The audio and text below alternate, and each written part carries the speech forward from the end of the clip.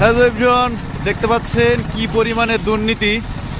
এতদিন আমরা দেখে আসলাম সব জায়গায় বাঁশের প্রচলন, বাঁশের জায়গায় সেখানে রড দেওয়া হচ্ছে। আমরা এতদিন দেখছি ব্রিজে বাঁশ, তারপরে বিল্ডিংয়ে বাঁশ, রাস্তায় বাঁশ, সেখানে বাঁশের জায়গায় এখন হচ্ছে রড। কত বড় দুর্নীতি দেখুন। কিছু এটাই হলো হয় এটা হলো আপনার এই যে মানে কত বড় দুর্নীতি করলে ছাত্র সমাজের উন্নয়ন। হয় হয় ছাত্র সমাজের উন্নয়ন। ছাত্ররা আসলে করছেটা কি?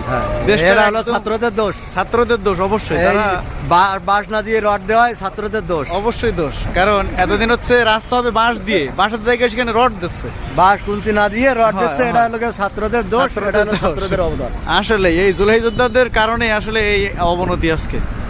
দেখুন বাঁশের জায়গায় রড। বাঁশের জায়গায় এত বড় বড় রড দেওয়ার কোনো দরকার আছে? এখানে বাঁশ দিলেই তো হয়।